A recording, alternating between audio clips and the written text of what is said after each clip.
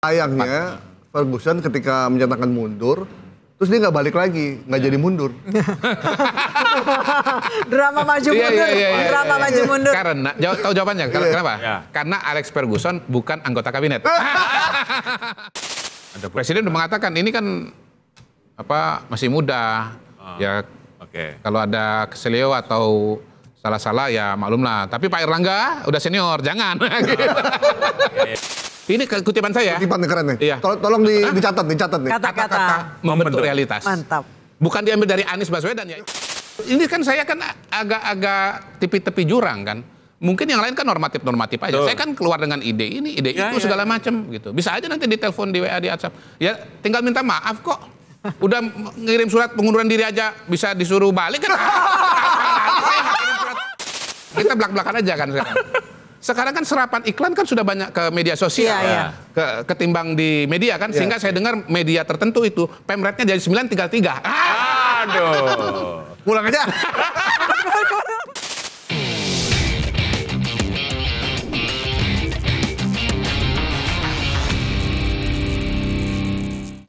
Kita jumpa lagi di Bikin Terang setelah kemarin sama mantan jubir, sekarang sama jubirnya nggak ya?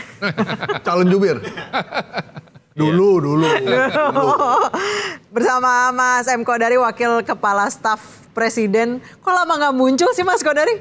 Dulu pas jadi peneliti kayaknya tiap ada apa.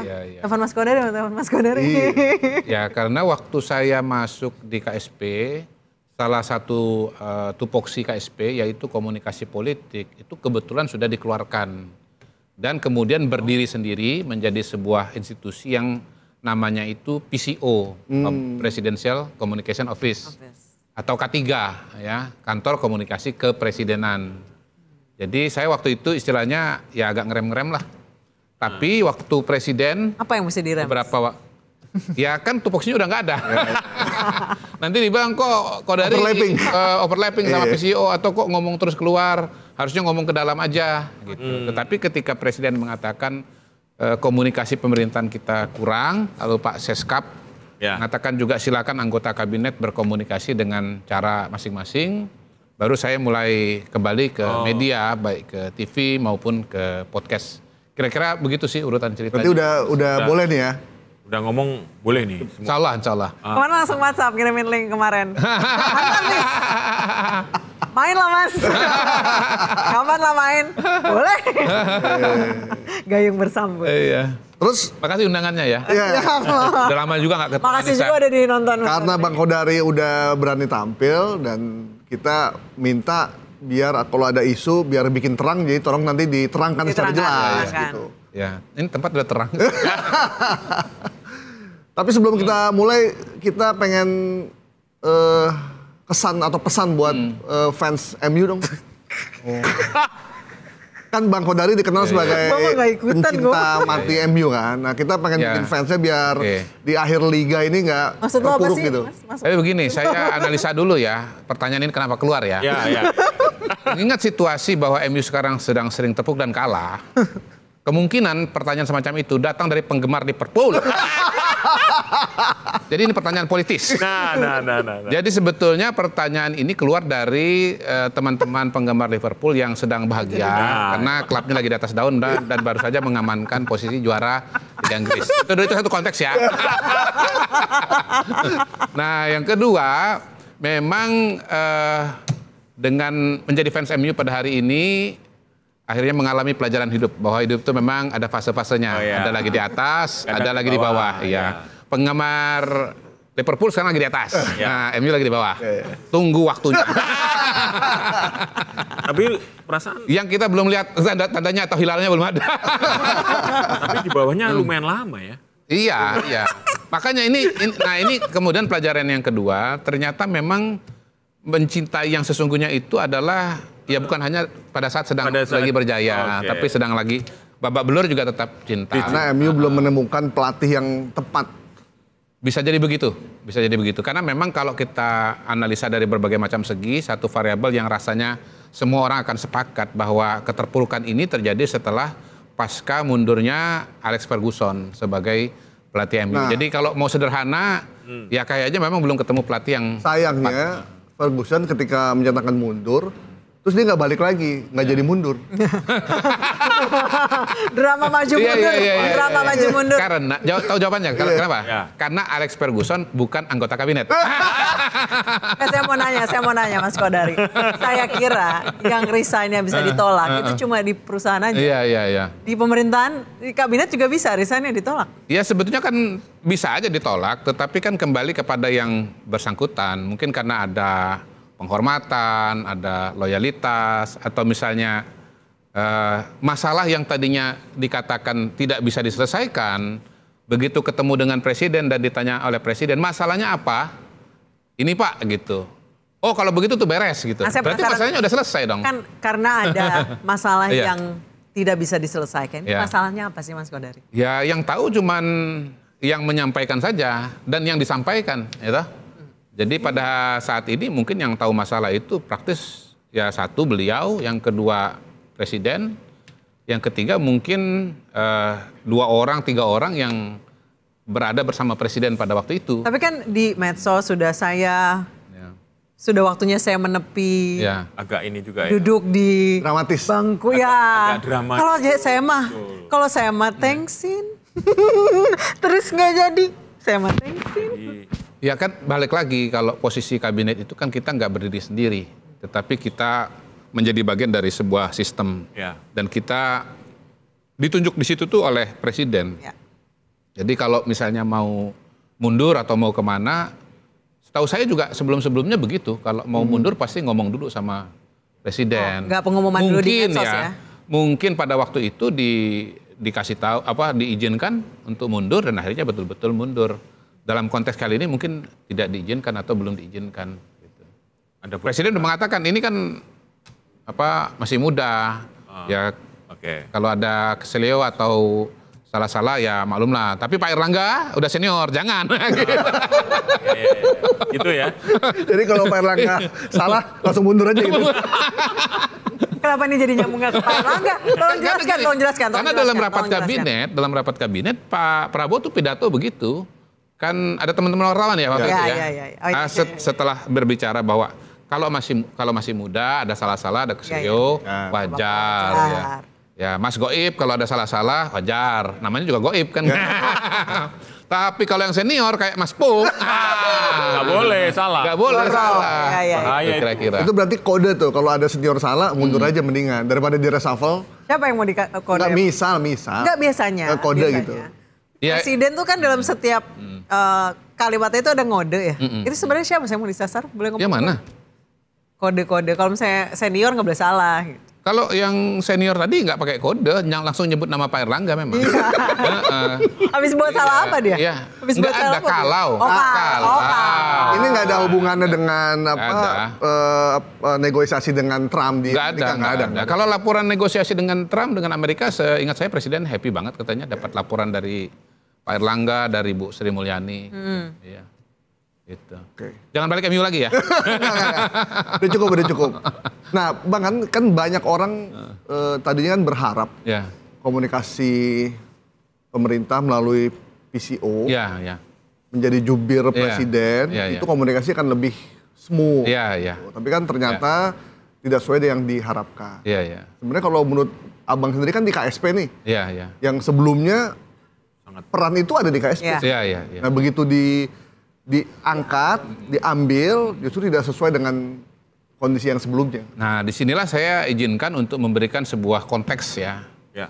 Jangan semua beban komunikasi itu dikasih sama PCO. Kenapa?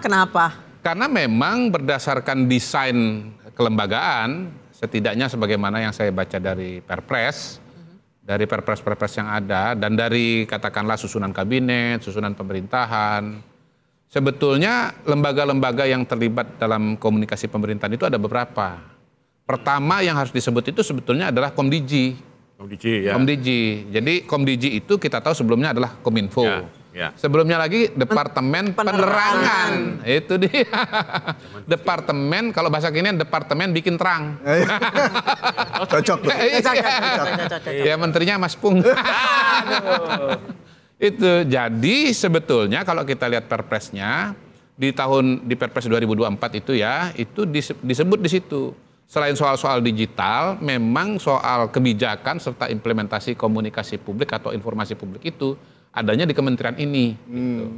Nah, walaupun memang bahasa yang lebih terang itu, lebih jelas itu ada di Perpres tentang Kominfo yang tahun 2023. Di situ disebut bahwa Kominfo itu dia menetapkan kebijakan dan implementasi pengelolaan dan penyebaran informasi publik gitu.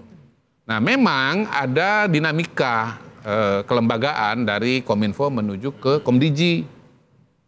Komdigi ini sekarang dari 5 dirjen, itu 4 itu adalah soal digital semua. Yang soal komunikasi itu praktis tinggal 1, yaitu Dirjen Komunikasi Publik dan Media. Gitu. Jadi sebetulnya kalau kita bicara kelembagaan, ya, kalau bicara komunikasi pemerintahan secara keseluruhan itu wewenangnya ada di Komdigi.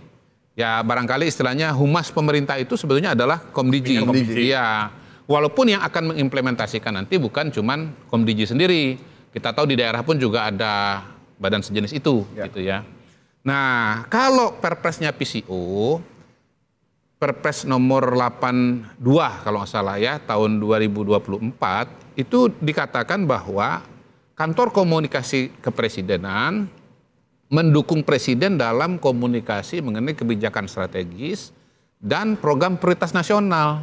Jadi kalau bicara itu sebetulnya lebih sempit gitu. Itu sebabnya saya katakan tidak adil kalau memberikan beban komunikasi semua kepada PCO gitu.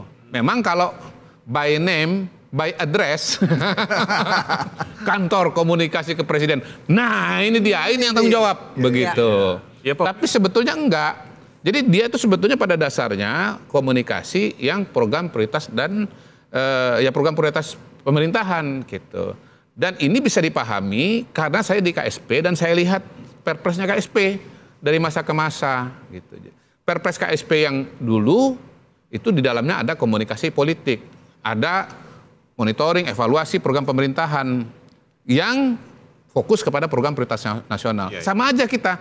Yang monitoring mengenai program pemerintahan ini bukan cuma KSP. Kalau secara nasional itu namanya Bappenas. Ada BPKP. Tapi BPKP mungkin lebih berat kepada soal keuangan gitu. Jadi memang satu tupoksi itu seringkali tidak hanya satu lembaga, tapi ada beberapa lembaga. Jadi kalau saya mau bikin paralel ya, kalau komunikasi itu Komdigi lalu ada PCO. Kalau bicara monitoring, evaluasi, kebijakan ada Bappenas, ada KSP gitu.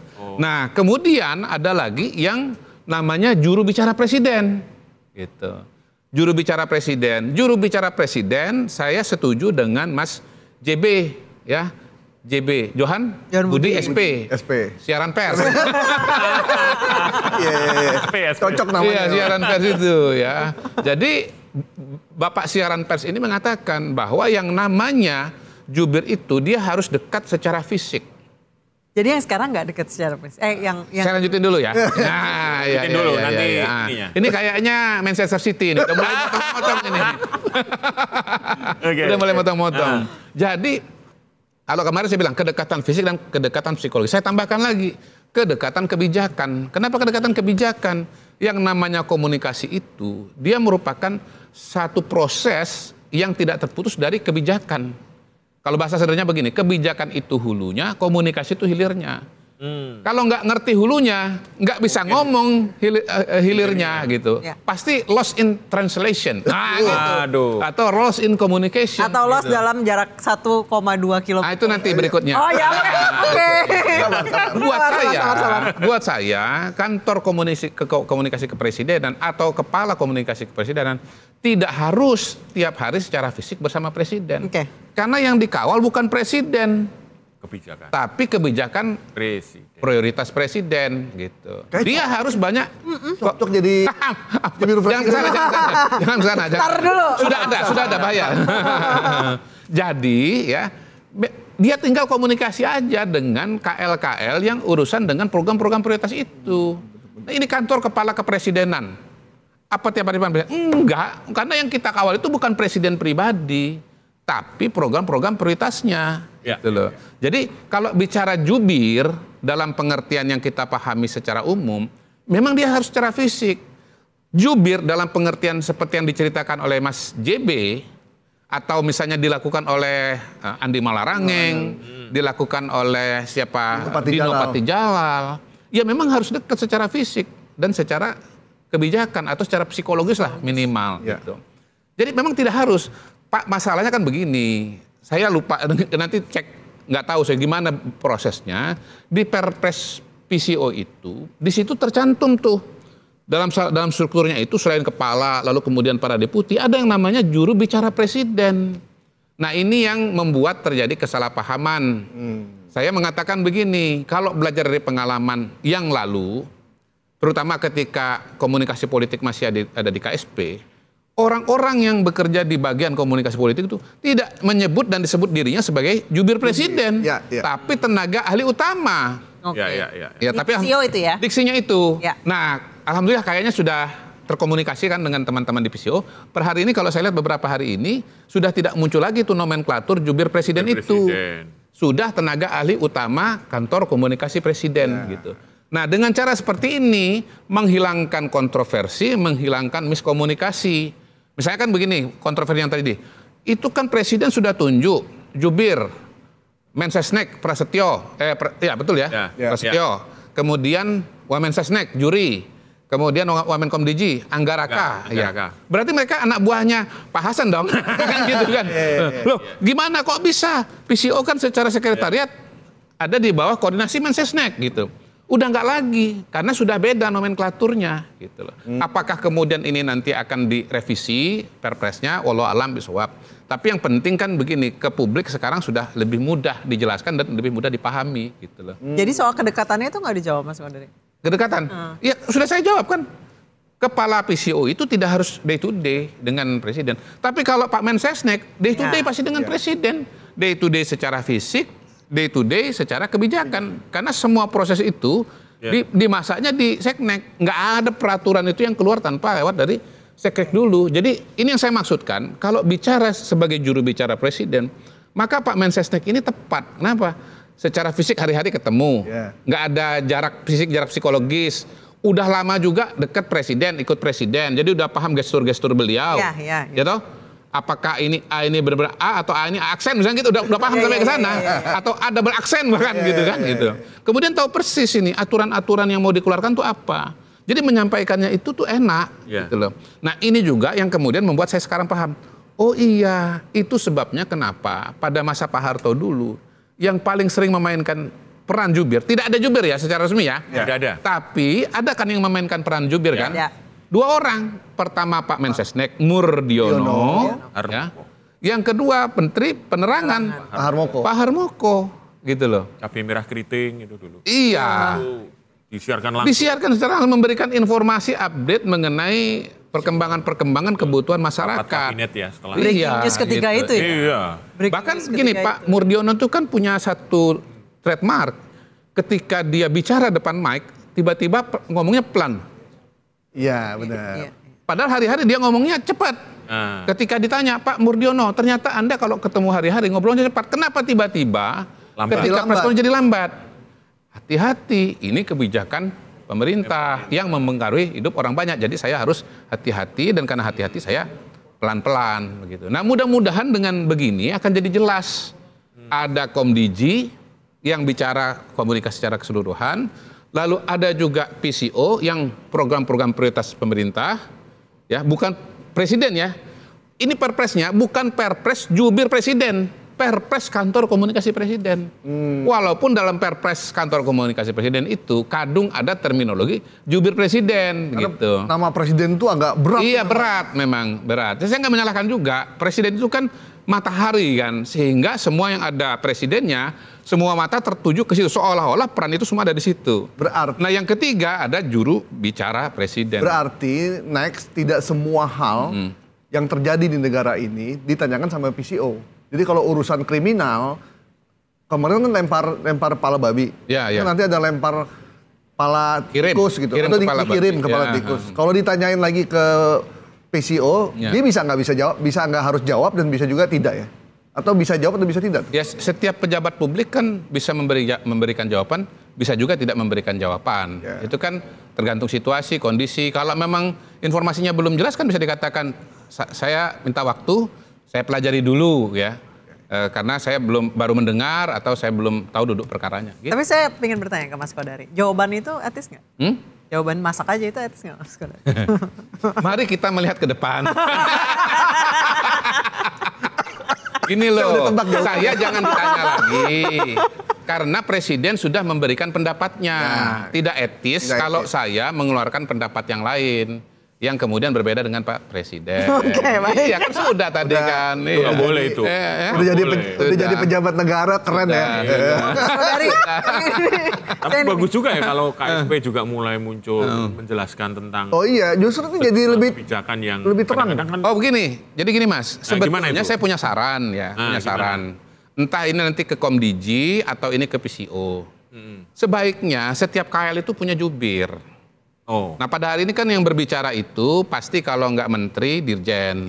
Problemnya adalah dirjen, kemudian menteri, itu ada banyak kegiatan-kegiatan yang lain.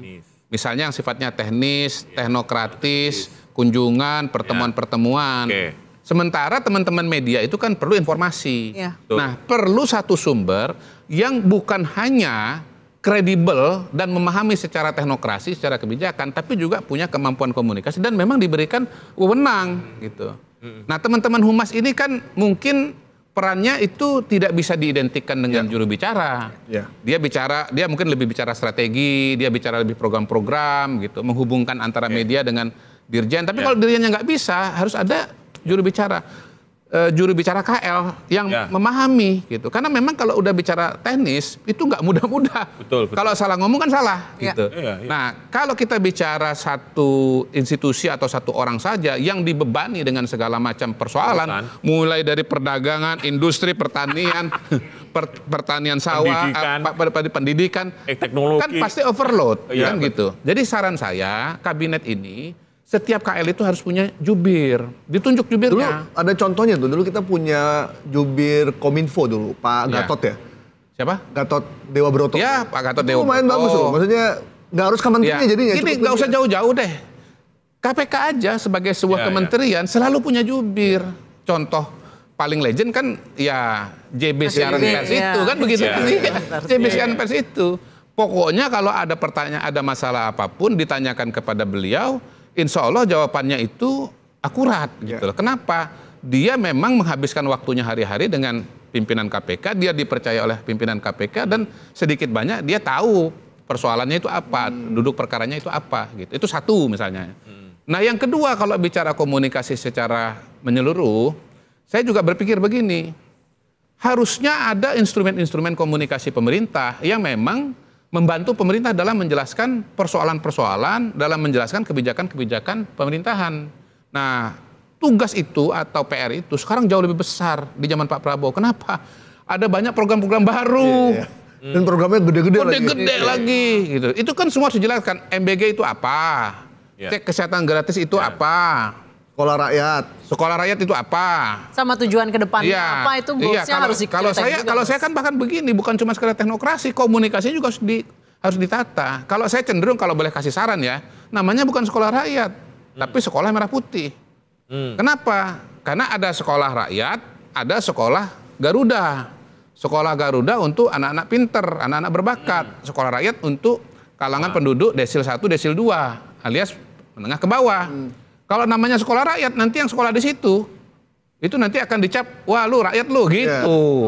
Maaf ya, bukan berarti kata rakyat itu jelek, tetapi pada momen-momen tertentu bisa di-frame sebagai sesuatu yang peyoratif gitu loh. Kan udah ada Koperasi Merah Putih, kita bentrok nggak tuh? Enggak, justru karena ada Koperasi Merah Putih, kenapa tidak ada sekolah dikasih nama Merah Putih? Kan ada kabinet Merah Putih kan, jadi ya tergantung programnya, tinggal dikasih nama Merah Putih saja. Kan gagah tuh. Sekolah Garuda, sekolah Merah Putih. Imbang kan? Gitu. Jadi kalau saya sih berpandangan bahwa memang kebijakan itu dengan komunikasi itu sama pentingnya.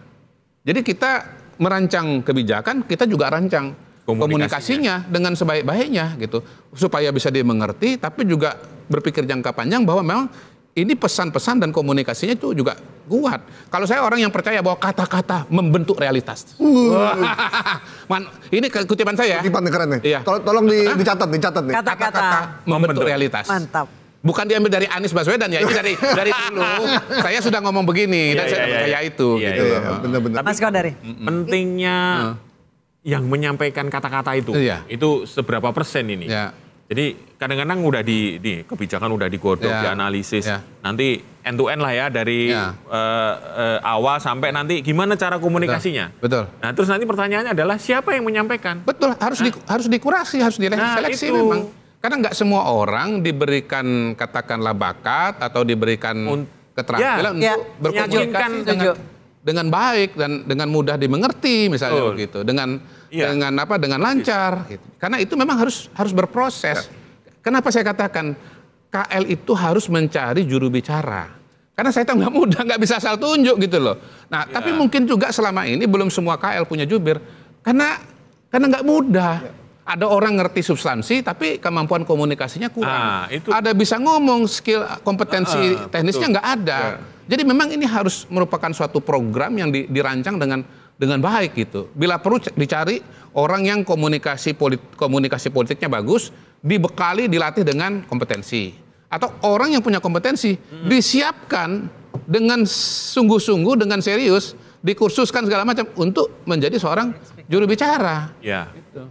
Dulu KSP dulu ya, itu lengkap masih bisa loh mengumpulkan prahumas atau mengumpulkan humas-humas pemerintah loh. Saya sempat datang juga tuh acaranya. Untuk memberikan gambaran dulu. Iya, karena tupoksi masih ada waktu itu. Nah sekarang tupoksi itu tidak ada.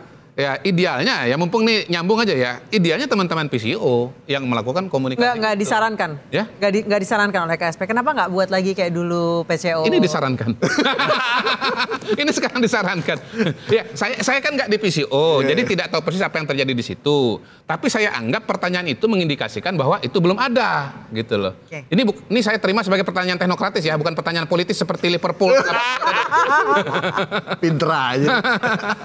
Mas Kodari, seorang warga mendaftarkan gugatan uji material mengenai Perpres PCO yang dinilai tidak memiliki kekuatan tetap katanya. Gugatan uji material nih ke Mahkamah Agung minta Perpres dibatalkan karena bertentangan dengan wewenang kantor staf presiden. Oh, oke. Jadi pertama saya belum baca gugatannya ya, itu my caveat ya. Kalau udah baca kan mungkin nanti bisa punya bacaan atau komentar yang lain. Pertama begini, untuk diperjelas, ini tumpang tindih wewenang. Ya, administratif aja dulu. Mungkin penggugat ini atau pemohon ini mengatakan tumpang tindih karena dia tidak paham atau belum mengerti bahwa pada hari ini sudah ada Perpres PCO dan Perpres KSP belum selesai direvisi. Makanya jadi ada dua pertentangan. Iya. Jadi memang ada Perpres KSP yang lama yang diterbitkan tahun 2019 yang masih menyebut ada komunikasi politik di situ. Sementara ada Perpres PCO yang tahun 2024 yang mengerjakan fungsi yang sama gitu. Tapi harus diketahui bahwa Perpres ini masih begini bunyinya karena ini sedang proses revisi. Nah kalau soal ini saya agak tahu pasti karena saya bagian dari proses itu gitu. Sebentar lagi insya Allah Perpres KSP-nya akan keluar di mana fungsi komunikasi politiknya sudah kagak ada lagi. Begitu non, begitu mbak, begitu mas gitu. Mas Kodari, kalau misalnya memang kiprah KSP yang juga menjalani komunikasi politik kabinet atau pemerintahan berhasil di pemerintahan sebelumnya, kenapa sih mesti dipisah? Apa urgensinya? Mungkin ini dugaan saya ya, karena saya bukan bagian dari yang merancang proses ini ya. Saya ini kan posisinya menerima apa yang sudah terjadi. Di bangku penonton ya? Nah, karena saya nggak di bangku penonton, saya kemarin di luar, dikerjakan oleh orang-orang yang ada di dalam. Nah, itu dia. Yang orang di dalam sekarang di luar. Videonya di dalam. Mungkin harapannya bahwa komunikasinya bisa lebih optimal. Sebetulnya hemat saya ini kan berangkat dari suatu kesadaran yang sangat baik. Ya. Bahwa komunikasi itu penting. Kalau bahasa saya tadi kan, komunikasi dengan kebijakan sama pentingnya. Gitu. Mungkin itu harapannya. Gitu. Nah, kemudian pada masa yang lalu, mungkin saja juga ya peran-peran komunikasi yang dijalankan oleh Kominfo pada waktu itu lebih bergema dibandingkan dengan sekarang ini. Makanya saya sampai kepada ide kedua atau ide ketiga lah. Bahwa Komdigi itu harus dipisahkan. Jadi ada Kementerian Komunikasi, ada Kementerian Digital. Gitu. Ini terjadi atau ini kita harus pikirkan karena perkembangan zaman. Ya. Dulu ketika perkembangan digital masih agak terbatas, mungkin bisa dibarengkan itu. Jadi satu badan dua fungsi gitu. Ya. Tapi sekarang dengan perkembangan digital yang luar biasa, maka digital itu banyak sekali yang harus diurus. Dari konten, dari ekosistem, dari sarana prasarana, dari pengawasan. Platform. Sekarang ini pengawasan itu jadi satu dirjen sendiri. Dan sekarang yang namanya komunikasi publik, yang tupoksinya sesungguhnya besar, tinggal satu dirjen. Mungkin di masa lalu peran ini dijalankan oleh beberapa dirjen gitu. Mungkin juga anggarannya dulu lebih besar dibandingkan dengan sekarang ini. Kita tahu kan digital itu kan apalagi peralatan kan mahal. Jadi mungkin anggarannya agak tertekan gitu. Ini satu ide. Jadi sebaiknya ada dua kementerian. Kementerian Komunikasi dan Kementerian Digital. Nah, Kementerian Komunikasi ini adalah yang mungkin nanti akan sama dengan Departemen Penerangan dulu ya. Bisa. Minimal begini buat saya nggak mau kita jangan berdebat dulu mengenai nama. Poin saya begini. Pemerintah itu harus memberikan informasi, memberikan penerangan, kasih terang sama masyarakat. Kasih terang itu apa? Satu data, dua perspektif. Itu aja sebetulnya kerjaan komunikasi. Satu data, dua perspektif. Kayak cocok ya jadi menteri. Udah. Balik lagi pulang. Gitu. Isunya kan mau reshuffle akhir Mei. Perpresnya nggak perlu direvisi yang 19. Itu aja kembalikan lagi, dimasukin yang komunikasinya masuk lagi ke KSP. KSP lah. Ya tentu ini kembali kepada pengambil kebijakan ya. Tetapi hemat saya sebetulnya udah bagus. Tinggal gini, ini lembaga baru ya, menavigasi proses-proses baru. Terus terang begini juga ya, kan komunikasi kita kurang. Memang kita memang kita selama ini terlalu sibuk dengan fokus kerja. Itu nggak salah. Presiden ngomong gitu nggak salah. Karena memang gini, yang sebelum pemerintah terbentuk itu kan fokusnya perang dan tanda kutip ya, kampanye kan. Sana nyerang, sini juga nyerang gitu. Rasanya tuh agak imbang. Sekarang sana masih nyerang, yang ini sibuk kerja. Ya ibarat dihujani peluru, dihujanin batu. Masih ada nyerang? Hah? Masih ada nyerang? Banyak. Yang nyerang orang selalu beneran. Selalu ada perbedaan pendapat. Ya, nyerang ini tidak negatif ya. Nyerang itu maksudnya gini, ada kritik, ada masukan, ada saran gitu. Pokoknya yang dilemparkan kepada kita termasuk pemakjulan dengan segala maksudnya. Itu termasuk pemakjulan kan serangan. Enggak ada yang memakzulkan Presiden Prabowo. Oh bukan. Enggak ada. Wakilnya Mas Kodari. Wakilnya. Kan saya cuma bilang bahwa tidak ada yang mau memakzulkan Presiden, betul kan? Iya betul. Kita kan nggak salah kan?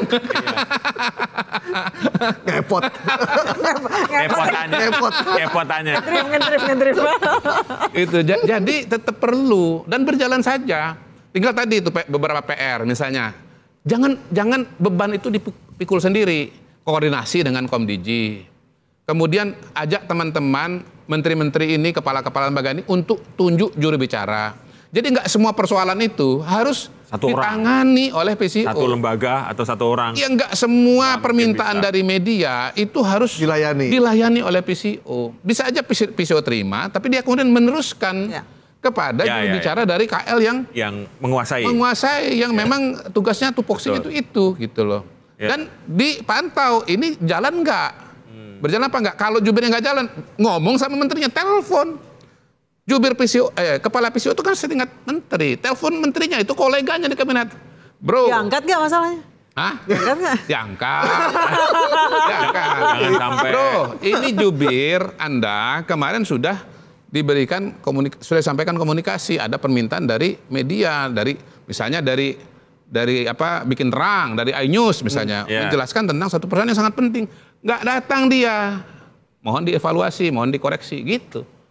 Berarti kepala PCO itu kan mesti dalam tanda kutip superpower, mungkin dulu Opung gitu kan, Opung Luhut, Pak Muldoko, itu kan kayaknya kalau menteri siapapun ditelepon mereka tuh, buka aja, ngangkat aja udah panik gitu. Kalau Pak Hasan tuh kayak gitu gak sih? Ya, udah ntar dulu, kan gini, nanggung lagi Mobile Legends gitu. Kan mainnya ML. Kacau. Kok gue Candy Crush masih? Jadi gini, dia kalau dia main Winning Eleven, masih ada Winning Eleven? Gak ada lagi. Zaman dulu banget. Ketinggalan gue ada. Jadi gini, kalau soal personality pasti ada variasi antar satu orang dengan orang lain. Tetapi kalau bicara nomenklatur, namanya kantor komunikasi kepresidenan, nggak mungkin nggak diangkat, pasti diangkat. Apalagi kalau sudah dikasih pemahaman bahwa kita ini semua bekerja untuk komunikasi presiden. Apalagi kalau kita ingatkan, presiden udah ingatkan, komunikasi itu penting. Komunikasi kita kurang dan kita menyiapkan sebuah skema, sebuah strategi. Betul itu Mas. Saya juga setelah presiden ngomong benar. Iya juga ya. Kita sibuk ngerjain pertanian, sibuk ngerjain ini, ngerjain tapi itu. nggak ada yang ngomong. Nggak kesana lagi gitu loh. Bahkan nggak ada tim lagi. Kalau dulu kan masih kampanye kan belum kerja, masuk dalam pemerintahan. Apa lo gitu kan? Apa lo gitu. Sekarang gini kerja. Jadi sekarang ini memang situasinya itu jurusannya itu satu arah. Dan menghadapi serangan sekarang lebih masif ya. Semakin banyak vlogger, YouTuber, selebgram. Semua orang bisa berkomentar dengan bebas gitu. Memang. Kritik bukan cuma dari media konvensional. Oke, jadi gini ya, lanjut lagi nih soal pembenahan komunikasi. Soal TVRI, RRI antara, hemat saya itu de facto aja lah kita. Bahwa itu adalah organisasi-organisasi yang dibiayai oleh negara. Berarti negara bisa dong pakai untuk menjelaskan mengenai program-program negara. Jadi sekarang nggak dipakai? Programnya untuk rakyat, ya komunikasinya juga untuk rakyat. Ya saya tidak mengatakan bahwa tidak dipakai. Saya cuma mengatakan bahwa harusnya ini dioptimalkan. Kan begitu kan? Gitu loh. Apakah kemudian kelembagaannya tetap seperti sekarang? Atau digabung? Atau kemudian diubah? Misalnya gini, sekarang TVRI namanya Lembaga Penyiaran Publik. Kenapa disebut Lembaga Penyiaran Publik? Karena dananya dari masyarakat, ada iuran. Pertanyaannya, ini gitu. Sekarang masyarakat bayar iuran TVRI enggak ada, bos. Dan jadi semuanya APBN. Berarti ini harus dioptimalkan, termasuk mungkin juga yang harus udah nggak ada ya kartu iuran televisi itu nggak ada. Nggak ada. Gini loh, ini saya lihat ya perpresnya TVRI, saya lihat perpresnya RRI. Sampai hari ini masih ada tulisan iuran TVRI, iuran RRI. What the hell? Lu barang kagak ada lu tulis. Masih ada emang lo? Tertulisnya? Ada. Perpres yang lama itu mungkin 2005, tahun 2000 udah habis itu diperbarui 2024. Menurut saya nggak beda banyak itu isinya. Tapi kan RRI itu sampai pelosok negeri, sampai Papua. Ya kan iurannya udah nggak ada. Gini. Yang saya soal itu adalah soal iuran. Yang kedua, walaupun ada di pelosok negeri, kita kan harus bicara juga. Sekarang yang mengakses radio itu berapa sih? Nah, kalau saya ada pada suatu posisi dan punya wewenang, saya akan buat satu lembaga namanya Media Sosial Republik Indonesia, MSRI. Kan iya dong. Cakep ini ya. Loh, iya dong. Loh, de facto udah aja. Cocok. Sekarang orang. Ini bukan lagi out of the box nih, out of nowhere ini. Luar biasa ini. Gini loh. Outer space. Sekarang orang dapat berita dari mana? Dari TikTok. Dari Instagram. Dari YouTube. Dari podcast, dari YouTube. Lalu pemerintah nggak punya instrumen, nggak punya lembaga yang menghandle itu. Salah siapa? Salah siapa? Salah MUS lagi. Salah Erik ten Hag. Salah Erik ten Hag. Ya. Kasihan Erik ten Hag. Salah keluarga Glazer ini. Jadi namanya MSRI ya? MSRI.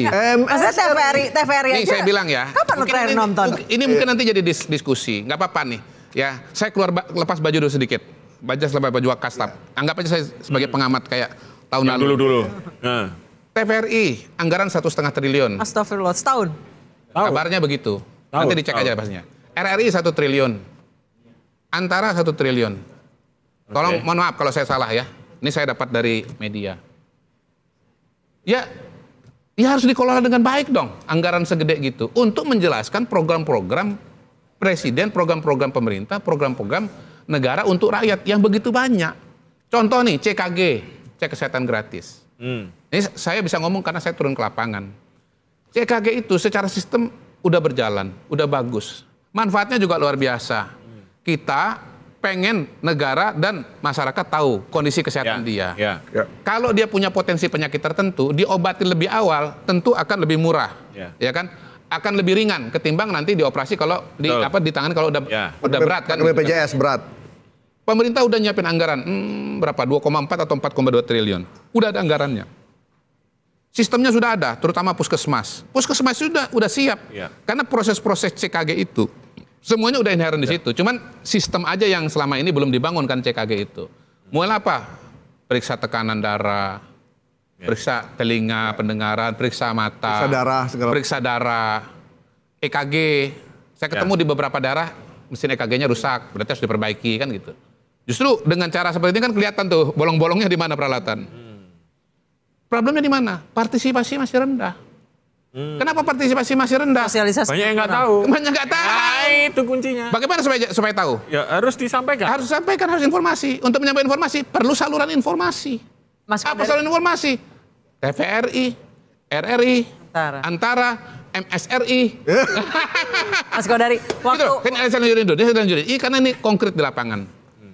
Orang-orang yang sudah CKG itu sebetulnya kan mereka pose, lalu kemudian posting gitu. Di repost-repostnya tinggal ya? Loh, itu kan tinggal dikelola aja. Tapi kalau nggak ada yang ngelola, ya nggak jadi apa-apa. Kalau sama MSRI bisa tuh. Kalau ada MSRI bisa itu. 1 triliun loh. Enggak, kalau MSRI belum ada anggarannya. Kalau saya pada posisi itu, anggarannya 3 triliun. Ngambil anggaran itu. Ya yang 3 jadi 1. Maaf ya, kita belak-belakan aja kan sekarang. Sekarang kan serapan iklan kan sudah banyak ke media sosial, ketimbang di media kan, sehingga saya dengar media tertentu itu pemretnya jadi 9 tinggal 3. Aduh. Pulang aja. Saya nggak nyebut nama media kok. Saya nggak nyebut nama media kan. Iya. Terasanya kesini soalnya. Gantian tadi sampai ke saya. Tapi gitu. Jadi ini kenapa belum banyak partisipasinya? Karena pengenalannya masih kurang. Kedua, ternyata orang sudah tahu pun banyak yang nggak pakai CKG. Saya tanya kenapa? Takut bos, kalau ketahuan saya berarti ini bukan cuma sekedar sosialisasi, tapi juga edukasi. Edukasi itu agak lebih dalam, lebih berat, lebih strategik daripada sosialisasi. Untuk edukasi perlu apa? Perlu media, perlu saluran apa? Televisi, radio, ya berita, online, media sosial, MSRI. Ya, tapi jangan sampai MSRI itu jadi media-media mainstream nggak dapat iklan. Selama ini kan siapa sih yang masih nonton TVRI? Ya. Ada di daerah-daerah. Iya. Di daerah banyak. Ya kan begini juga, kan gini, kalaupun misalnya sekarang TVRI misalnya penontonnya sedikit dibandingkan dengan TV swasta. Ya berarti memang TVRI harus memperbaiki diri. Iya itu. Gitu. Kan dan begini, tahun. kalau misalnya sekian puluh tahun nggak bisa melakukan perubahan juga, berarti secara kelembagaan harus dikoreksi dong. Masa mengharapkan perubahan dengan melakukan hal yang sama? Kata Einstein, hanya orang gila yang mengharapkan hasil yang berbeda dengan melakukan hal yang sama terus-menerus. Gitu. Einstein yang ngomong ya? Einstein. Iya. Tapi ini bagus juga. Ya jadi kan kayaknya kan ada peleburan yang besar ini kayaknya. Ya, mana? Di institusi negara. Oh nggak tahu, ini baru ide aja. Sekarang ini baru sebatas sekarang aku mah nunggu WhatsApp dari Mas Kodari aja cus gitu. Ini baru sebatas ide podcast aja. Tapi kita yakin bahwa ide dan gagasan itu walaupun dia baru di podcast, dia nanti akan tumbuh menjadi pohon yang besar. Nah gitu. Kalau ngeri. Udah digodok di KSP. Udah digodok di KSP. Belum, baru pribadi. Makan saya bahkan tadi lepas baju kan. Ini baru dibikin terang ya? Lepas baju aja. Baru di sini aja nih ya? Hah? Baru di sini aja nih ya? Kebetulan di TV kemarin ada sempat juga ide-ide awalnya sudah dikeluarkan gitu ya. Tapi elaborasi paling lebarnya itu pada hari dibikin terang ini gitu. Makasih betul-betul memberikan ruang untuk bikin terang. Luar biasa ini. Betul-betul memberikan ruang untuk bikin terang. Sebenarnya benar kebijakannya baik, tapi entah PR-nya kurang ataupun disampaikannya kurang, yang masuk adalah kritik-kritik yang tidak terkendali dan tidak terjawab. Orang mengkritik, orang marah, orang nggak terima itu kan wajar. Bukan karena pertama-tama dia beda pendapat, pertama-tama dia nggak ngerti, itu aja dulu. Contoh tadi itu yang menggugat Perpres PCO karena bertentangan dengan Perpres. Jawabannya sederhana aja, nggak usah ke MK. Pak, Bapak itu menganggap itu bertentangan karena memang revisinya belum keluar, Pak. sekarang ini TVRI ini kan berhasil bikin terang kan? Iya. Jadi itu tolong penggugat nanti di WA itu langsung kasih linknya aja biar kasih link aja tarik lagi gitu. Bang, sekarang ini RRI TVRI Antara tuh ada di bawah siapa sih? Jadi kalau TVRI dengan RRI itu dia lembaga independen langsung kepada presiden. Menurut saya juga harus koreksi. Kapan presiden sempat ngasih arahan sama TVRI sama RRI? Ya harus ada yang manage lah. Kalau nggak Komdiji ya PCO gitu loh. Kita realistis saja. Presiden urusannya banyak. Kemarin-kemarin ada yang manage nggak sih? Selama puluhan tahun itu ada yang manage nggak sih? Ya balik lagi kan dinamika pemikiran tertentu. Mungkin di masa lalu TVRI dianggap indoktrinisasi gitu. Kemudian harus ya kurang memberikan manfaat kepada masyarakat. Lalu karena ide mungkin di negara tetangga atau di negara lain, saya ingat ya, BBC yang jadikan contoh. BBC itu adalah institusi, itu penyiaran yang bagus, berkualitas. Kenapa dia bisa berkualitas? Karena bentuknya lembaga penyiaran publik gitu. Jadi akhirnya ditirulah itu. Tapi kan persoalannya apakah desain BBC itu ketika diterapkan ke TVRI bisa berjalan gitu loh. Nah, kalau nggak berjalan 1 tahun 2 tahun kita bisa mengatakan mungkin belum waktunya atau belum berhasil. Tapi kalau sudah 2 dasawarsa, apalagi seperempat abad, kayaknya ya, ada yang salah. Maaf ini. Salah ini desain gitu. Berapa ganti presiden dia berarti? Loh ya itu. Yang saya heran, kok tetap dipertahankan desain ini gitu. Nggak ada yang ngomong, baru di podcast ini ada yang ngomong ini. Bang, tapi kayaknya kalau Antara udah mandiri deh Bang. Dia udah bisa dapat pemasukan. Presiden yang pertamanya 32 tahun. Habis itu 10 tahun. Belum selesai saya ngomongnya. Yang lembaga penyiaran publik itu TVRI dan RRI. Nah, kalau Antara itu perum. Perum dia, bentuknya beda. Gitu. Jadi dia cari keuntungan juga kan? Bisa cari keuntungan. Nah, kalau pertanyaan gini, Antara gimana kinerjanya lebih baik atau tidak dibandingkan dengan TVRI dan RRI?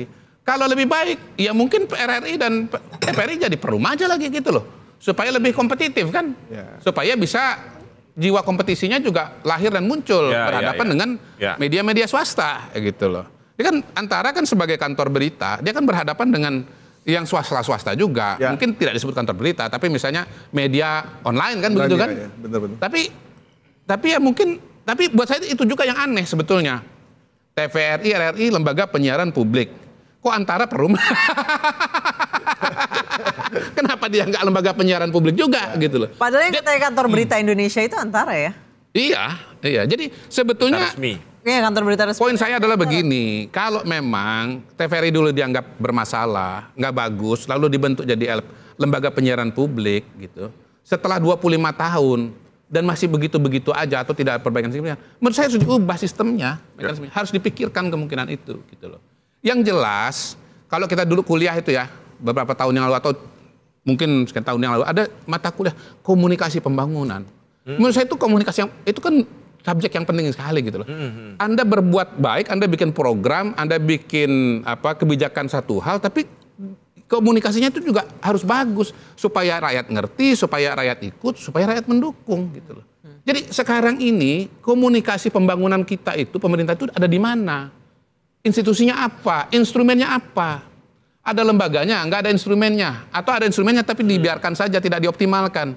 Salah siapa? Gitu loh.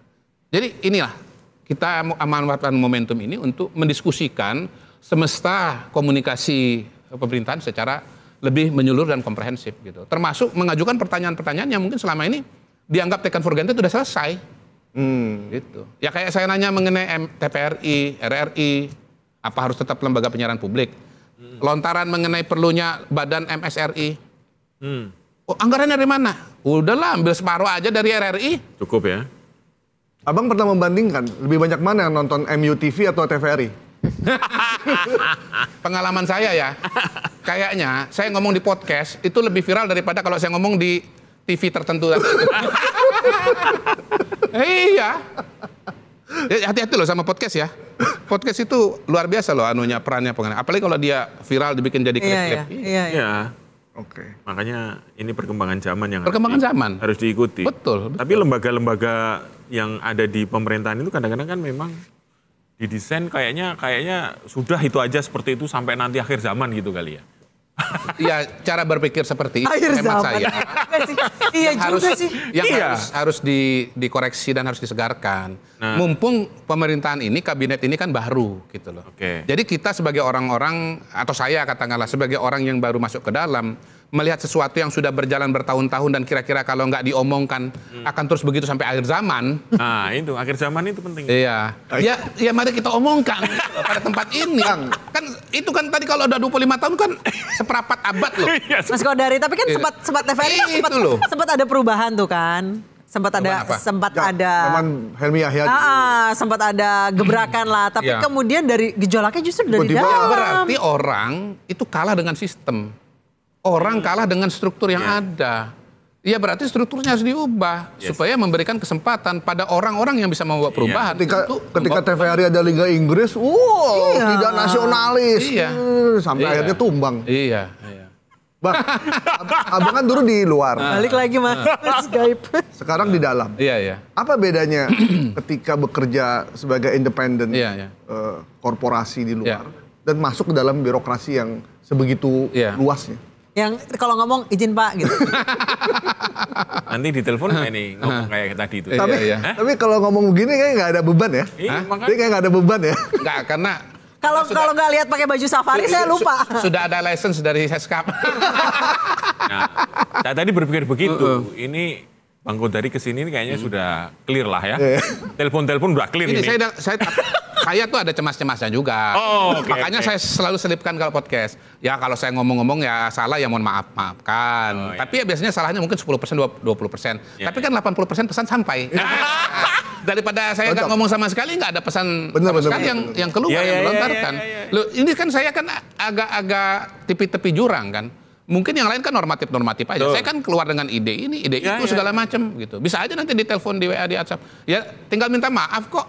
Udah ngirim surat pengunduran diri aja bisa disuruh balik kan?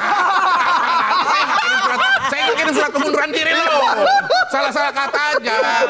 Itu peristiwa ini memberikan saya semangat lebih. Mas. Iya. Lebih baik minta maaf daripada minta izin. Dari Teledor. Gitu ya? Dari apa namanya Teledor. Apa satu lagi dia bilang Keselio Lidah. Gitu. Gak apa-apa. Saya masih di bawah 55 jadi masih muda juga. Jadi benar ya, lebih baik minta maaf daripada minta izin.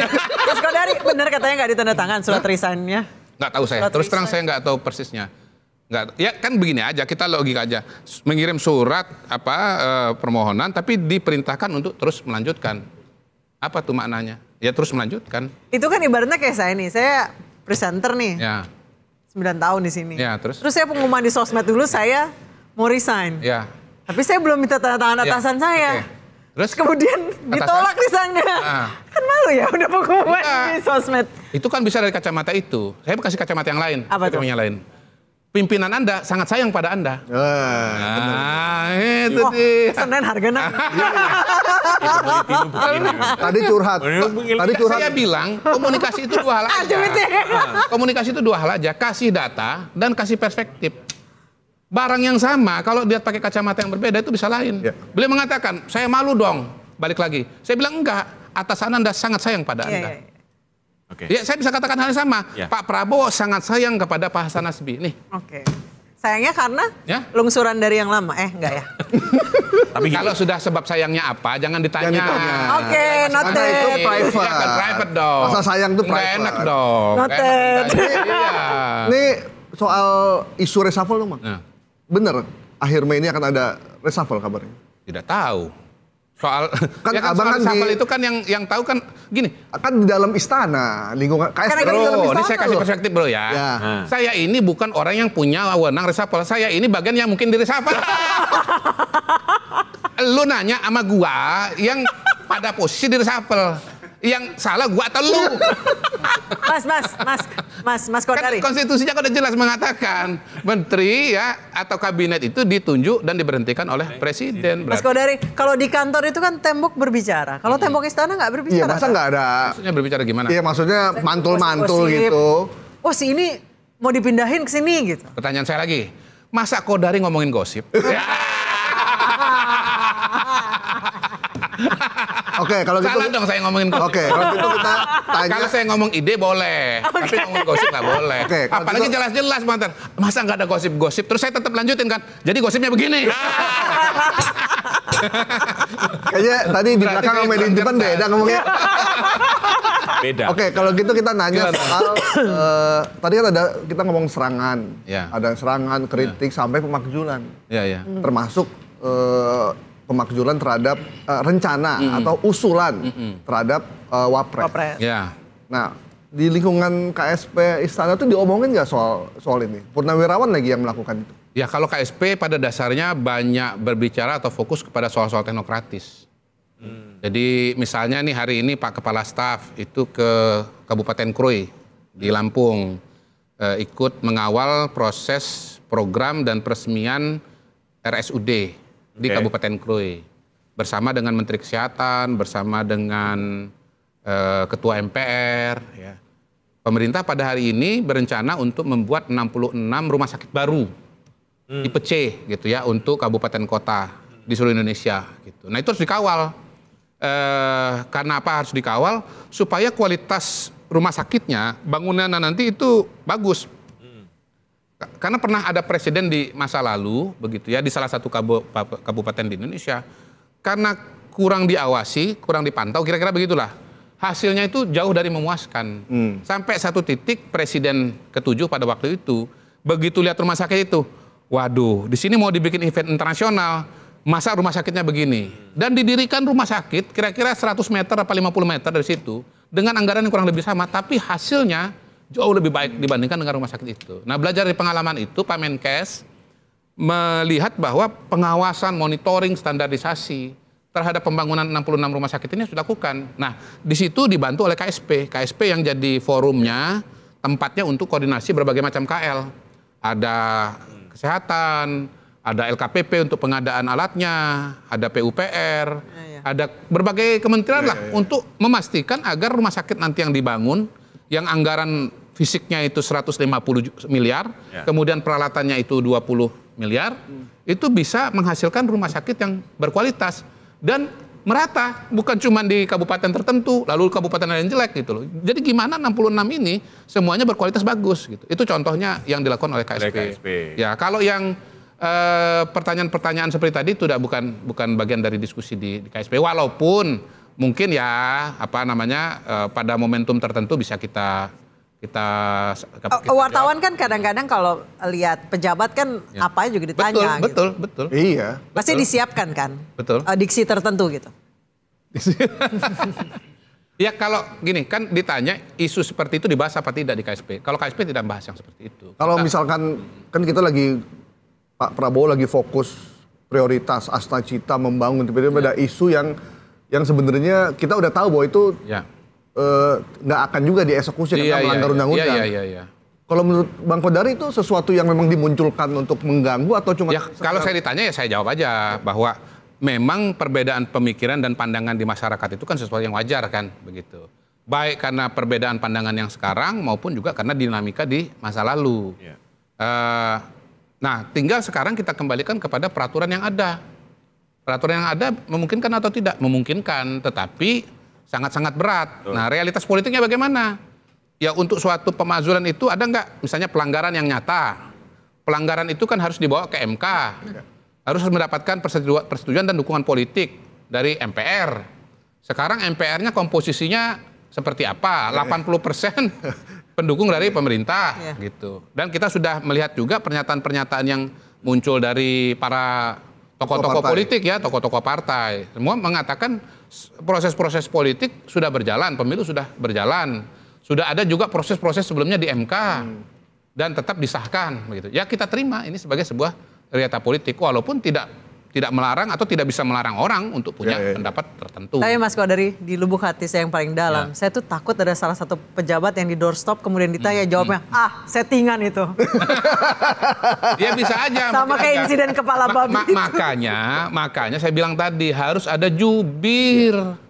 Orang yang memang terlatih secara profesional ya dari segi teknokrasinya, dari segi teknisnya, dari segi emosinya, dari segi mindsetnya memang sudah siap dengan pertanyaan-pertanyaan semacam itu.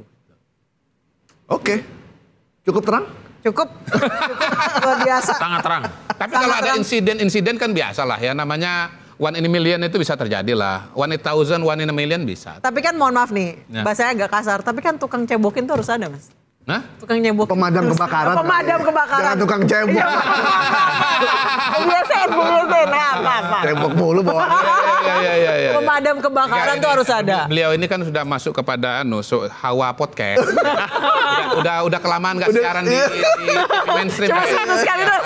Iya, itu dia. Itu di lingkungan dan ekosistem itu membentuk alam pikir. Bisa juga itu, tapi bisa juga karena teman gaulnya ini sama ini. Itu kebanyakan gaul bapak-bapak.